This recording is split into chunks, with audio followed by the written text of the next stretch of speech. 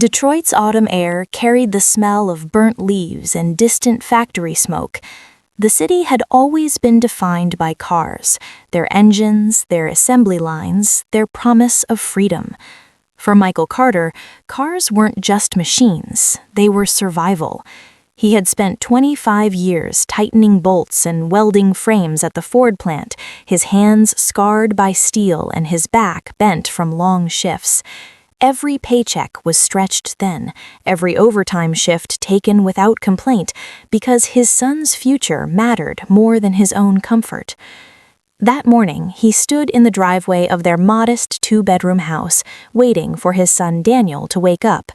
Parked at the curb was a 2008 Mustang, its red paint faded but still proud, its tires freshly replaced.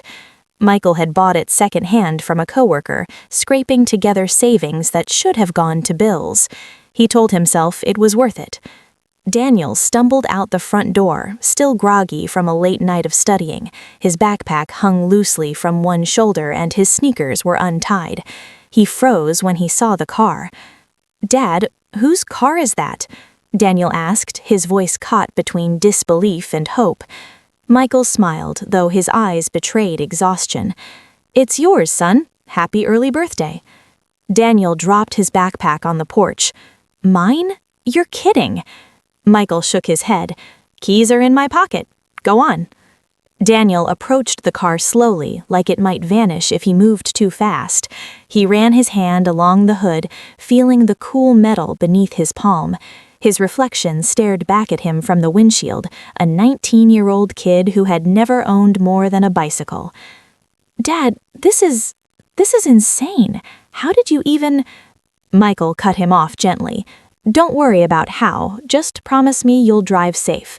This isn't just a car, it's responsibility." Daniel opened the driver's door, inhaling the faint scent of leather mixed with gasoline. He slid into the seat, gripping the steering wheel like it was the future itself. The dashboard lights flickered to life when he turned the key, and the Mustang growled awake. Michael leaned against the porch railing, watching his son's face light up. For a moment, the years of sacrifice felt worth it. That evening, Daniel drove through Detroit's streets, the Mustang humming beneath him. He passed murals of Motown legends, abandoned factories, and corner diners with neon signs. He stopped at Belle Isle Park, parking by the river. The Detroit skyline shimmered across the water, skyscrapers catching the late afternoon sun. He sat in the driver's seat thinking about his father. Michael had never been a man of many words.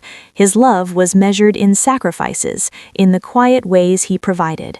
He remembered nights when Michael came home too tired to eat, collapsing into the recliner with grease still on his hands. He remembered his father's silence when bills piled up, the way he'd stare at the kitchen table as if numbers could be bent by sheer willpower. And now, somehow, he had given Daniel a car. Daniel whispered to himself, "I'll make him proud. I have to." And as the city lights flickered across the hood, Daniel realized adulthood wasn't about escaping home, it was about carrying it with him, mile after mile. The Mustang's headlights cut through the Tennessee night as Daniel and his friends sped down I-65 toward Nashville. The city was alive with music, neon signs glowing like promises of adventure. For Daniel, this trip was supposed to be a break from the grind of classes and part-time work, a chance to breathe, laugh, and feel young again. Chris rode shotgun, scrolling through playlists on his phone. In the backseat, Marcus and Jenna argued over which barbecue joint they'd hit first. The car was filled with laughter, the kind that made Daniel forget about bills, grades, and the weight of responsibility. But as they crossed into the outskirts of Nashville, the sky shifted. Clouds rolled in, heavy and dark, swallowing the stars. The first drops of rain splattered against the windshield, and the Mustang's wipers squeaked to life.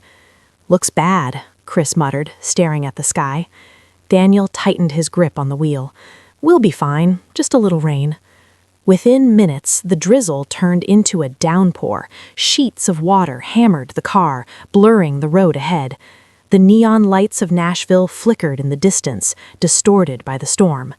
Daniel slowed down, but the highway was slick, and every movement of the wheel felt precarious. Marcus leaned forward. "Dude, maybe pull over?" Daniel shook his head. "There's nowhere safe right now. I'll keep steady." The Mustang hydroplaned briefly, skidding before Daniel regained control. His heart pounded, breath shallow. He remembered his father's words.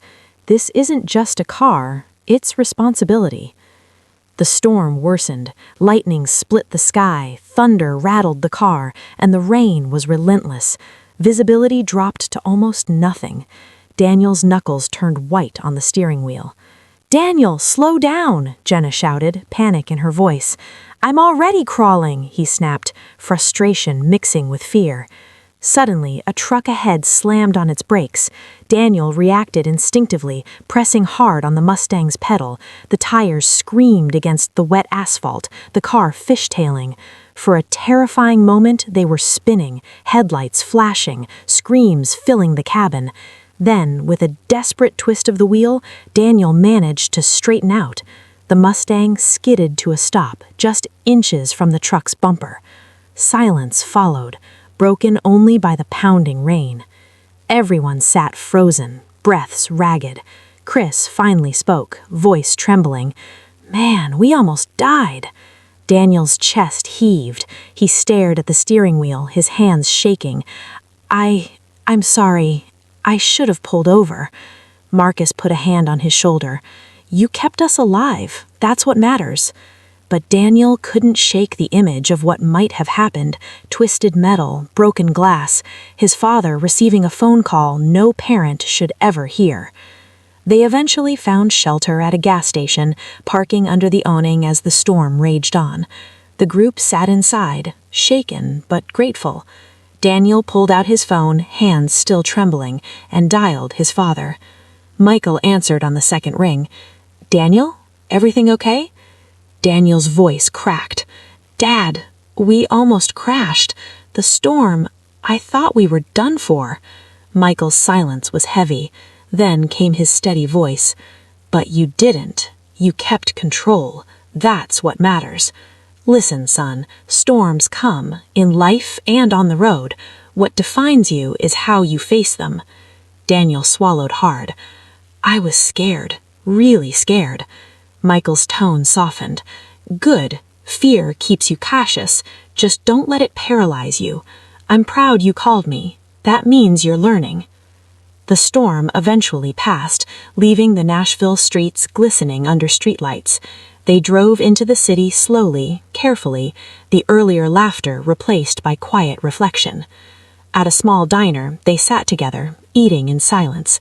Daniel stared out the window at the wet pavement, replaying the near accident in his mind. He realized something profound. The car wasn't just freedom, it was a test. Every mile demanded responsibility. Every decision carried weight.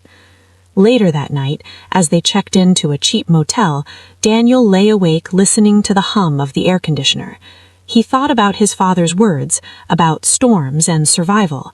He thought about how fragile life was, how quickly joy could turn into fear.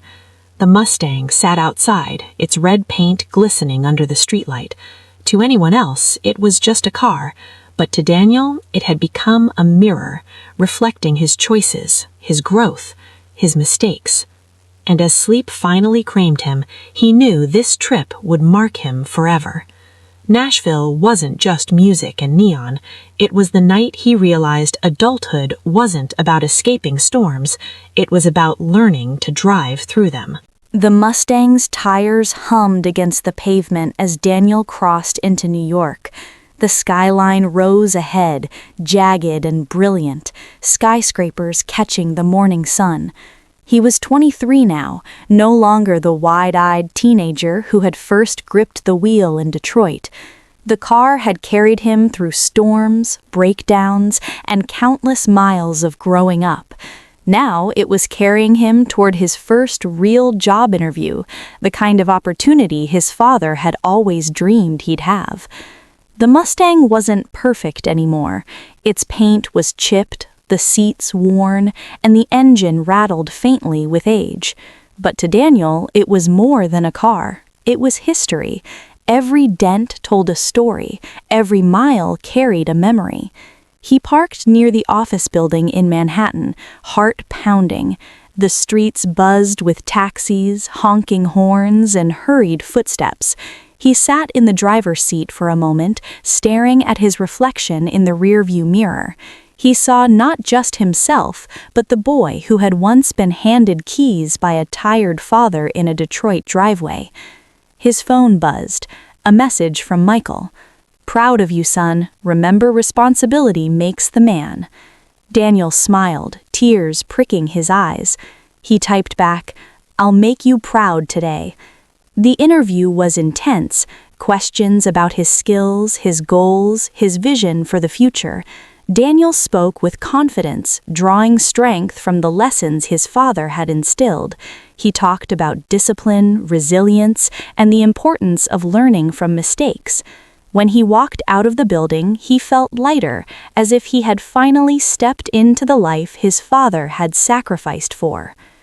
Daniel returned to the Mustang, sliding into the driver's seat. The city roared around him, but inside the car, it was quiet. He placed his hands on the wheel and whispered, "We did it." That evening, Daniel drove to Brooklyn, where his father had agreed to meet him. Michael had taken a train from Detroit, unwilling to miss this milestone. When Daniel pulled up outside a small diner, Michael was already waiting, leaning against the wall with his familiar, tired smile. "Dad," Daniel said, stepping out of the car. Michael hugged him tightly. "How'd it go?" I think I nailed it." Michael's eyes glistened. "I knew you would." They sat inside the diner, sharing coffee and pie. The conversation flowed easily, filled with laughter and quiet reflection. "You know," Michael said, stirring his coffee, "when I gave you that car, I wasn't sure if I was doing the right thing. It cost me more than I could afford, but I wanted you to have a chance I never had." Daniel's throat tightened. "It wasn't just a car, Dad. It was everything. It carried me through college, through storms, through mistakes. It carried me here." Michael nodded slowly. "That's the thing about gifts. They're not about the object, they're about the meaning behind them." Later, they walked outside together. The Mustang sat under the streetlight, its red paint dull but proud. Michael ran his hand along the hood, just as Daniel had years ago. "She's held up," Michael said softly. Daniel smiled. "Because you taught me how to take care of her, and myself." Michael looked at his son, pride shining in his eyes. "You've grown, Daniel. You're not just driving anymore, you're living." That night, Daniel drove his father through the city. They passed Times Square, glowing with neon lights, and crossed the Brooklyn Bridge, the skyline glittering behind them. Michael sat quietly, taking it all in. "This is your world now," he said, "bigger than mine ever was, and I'm glad." Daniel swallowed hard. "I couldn't have done it without you." Michael's voice was steady. "That's what fathers are for." As they parked back at the motel, Daniel turned off the engine and sat in silence.